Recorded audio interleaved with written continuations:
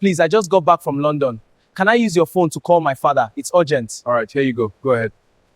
Rain. Soft rain. The kind of Lagos rain that doesn't ask permission. It attacks. The floor of Murtala Muhammad International Airport in Lagos is cold, hard, unforgiving. And on that floor lies a young man.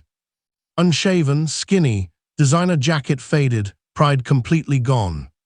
3 years ago, he left Nigeria with swagger. Tonight, he's begging airport security for one phone call. One call to the father he swore he would never return to.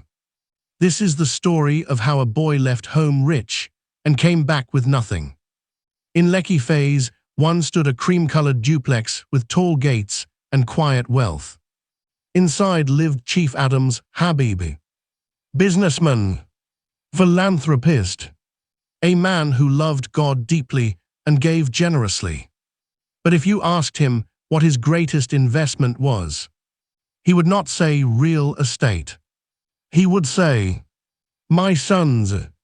Tola the firstborn, structured, responsible, loyal. Sami the last child, brilliant, restless, hungry for more. Sami didn't hate Nigeria. He just believed Nigeria was too small for him. Every night he scrolled Instagram. London, Toronto, Dubai. Young Nigerians smiling in winter jackets beside foreign cars. He whispered to himself, one day that will be me. It happened on a Tuesday. No argument, no warning. Just courage mixed with impatience. Dad, I want my share of the inheritance. Silence. Forks stopped moving. Even the air changed temperature. Tola stared at him like he had committed a crime. Inheritance. While their father was alive. But Chief Adams did something unexpected. He didn't shout. He didn't rebuke. He didn't preach. He nodded slowly. If leaving is what you need to discover yourself, I will not hold you hostage. Within weeks, properties were liquidated. Money transferred. Documents signed. But what Sami never knew, that his father added extra funds. Emergency reserves. Just in case. Because love always prepares for the worst, even while hopping for the best. He landed at Heathrow in a thick coat he didn't need. He filmed everything. From Lagos to global, he captioned. At first, London felt like destiny. New friends. Loud clubs. Crypto investments. Fast women. Luxury apartment in Canary Wharf. He became the guy who paid for tables. The guy who said, money is not the problem. Call me Sami. I am the life of every party from Lekki, Lagos to London. And I can pay all your bills. Watch out for my next move. Meanwhile, like, share, subscribe, and tell us the city you are watching from in the comment section. But money was becoming the problem. Pride made sure no one knew. Because online, he was winning. Offline, the numbers were bleeding. It didn't collapse slowly. It collapsed suddenly. No, it's crash. This can't be happening. It's all gone. The crypto platform vanished. Visa complications surfaced. Friends stopped answering calls. The landlord changed the locks. One by one, everything left. Until all that remained was hunger, cold London nights, and silence. He took a job at a pig farm outside the city. Mud up to his ankles.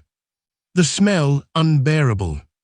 And one afternoon, he stared at pig feed and wondered if it was edible.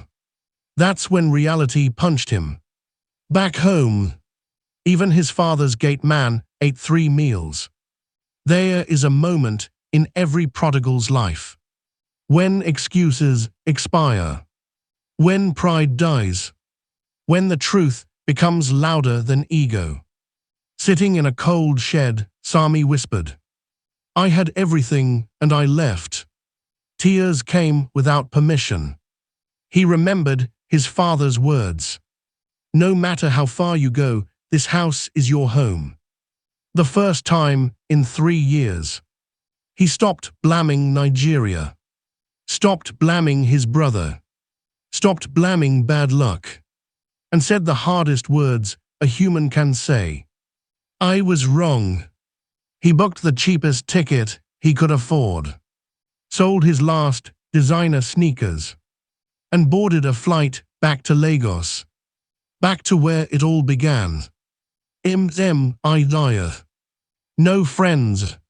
No announcement. No Instagram story. Just shame. He almost turned back at the estate gate. But something stronger than fear pushed him forward. Inside the house, Chief Adams was reading his Bible near the window. A habit he formed 3 years ago. Every evening at sunset, he would look at the gate, just in case. And that evening, he saw a thin silhouette, carrying regret like luggage. The father didn't wait for confirmation. He ran, barefoot, past the gate, past the security, past dignity, and wrapped his arms around his son. Before the apology was complete, before the explanation, before the defense, he embraced him, because love doesn't wait for speeches. Bring him clothes, prepare food, call the pastor. This son of mine was lost. The house came alive. Jollof rice steaming, neighbors arriving, music playing, but not everyone was celebrating. Tola stood outside, angry. "I stayed. I worked. I obeyed. And you never threw a party for me." Pain was real. His loyalty was real. But so was the father's answer. "My son, everything here has always been yours. But your brother was dead in his choices, and now he is alive again." And then the twist. For 3 years, every evening, I stood at that gate waiting. Tola's anger cracked. Because he realized something. He had the father's house, but he didn't fully understand the father's heart. Weeks later, during a Thanksgiving service, Sami stood before the church. Voice trembling. "I thought freedom meant distance. Thought success meant leaving. But I discovered something in a pig farm in London. You can leave home, but home never leaves you. And that is the heart of God. He is not counting your failures. He is not rehearsing your mistakes. He is standing at the gate, waiting to lecture you, to embarrass you, but to restore you." The story Jesus told in the Gospel of Luke was never about a reckless son. It was about a reckless love. A father willing to divide his inheritance, absorb the insult, endure the waiting, and still run. Because to him, you are worth the embarrassment of grace. And maybe, just maybe, you are one decision away from your own last flight home. Finally, my 2 sons are both home with me. My joy is full. Please like, share, subscribe, and comment I love God the Father. Watch out for the next story.